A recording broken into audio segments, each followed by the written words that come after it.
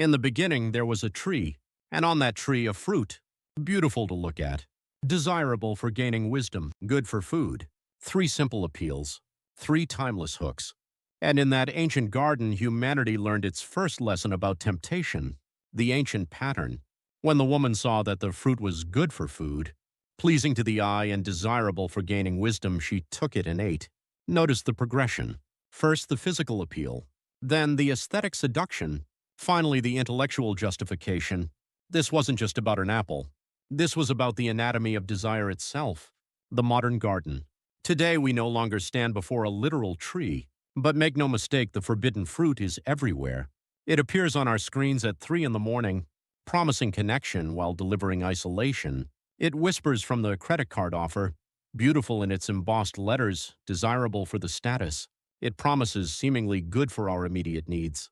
It gleams in the corner office, in the shortcut that no one will notice, in the small compromise that will make everything easier. The fruit has changed forms, but the three appeals remain the same.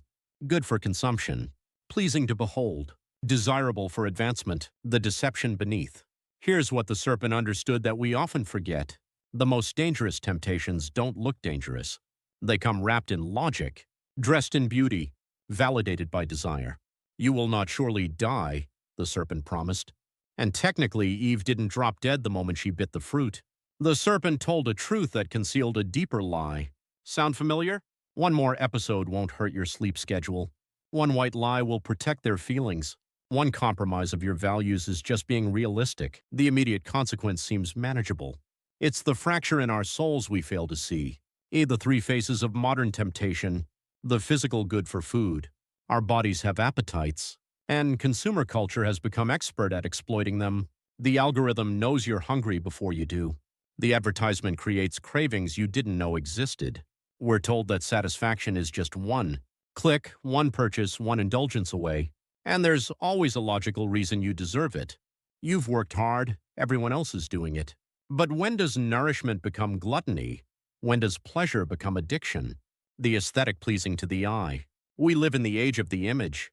Instagram perfect lives, curated happiness, filtered reality.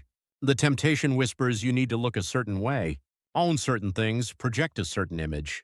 The fruit is pleasing to the eye, and in our world, appearances have become currency. We chase the beautiful lie instead of the beautiful truth, the intellectual desirable for wisdom. This is perhaps the most sophisticated deception. Temptation rarely says, "Come be foolish." It says, "Come be enlightened." The forbidden knowledge that will set you free. The secret information that they don't want you to know. The moral flexibility that simple people just don't understand.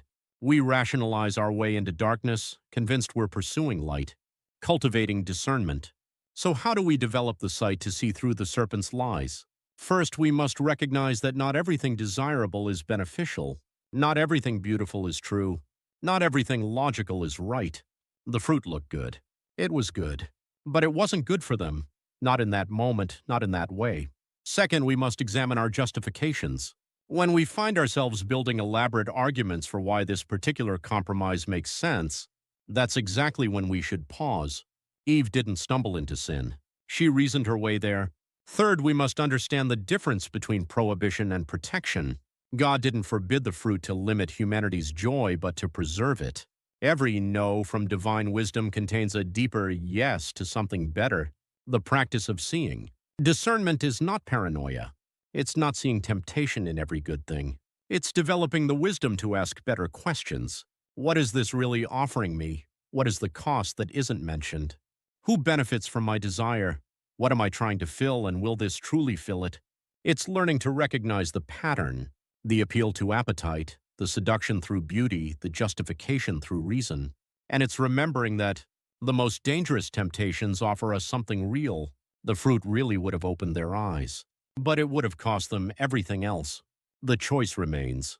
Every day we stand in our own version of that garden. The fruit still looks good, still promises wisdom, still seems harmless. The serpent still asks, "Did God really say?" Still suggests we're missing out, still makes the forbidden seem reasonable. But now we have the benefit of that ancient story. We know how it ends when we trust our own judgment over divine wisdom. We've seen the pattern play out across millennia in countless lives. The forbidden fruit wasn't evil because it was poisonous. It was forbidden because humanity wasn't ready for what it would reveal. Sometimes the wrong thing at the wrong time becomes the worst thing. Today, develop the eyes to see past the surface. Cultivate the wisdom to recognize the ancient pattern in modern disguise. Build the strength to choose the harder right over the easier wrong. Because in every generation, in every life, the question remains the same. Will you trust the process or will you reach for the fruit? The choice, as always, is yours.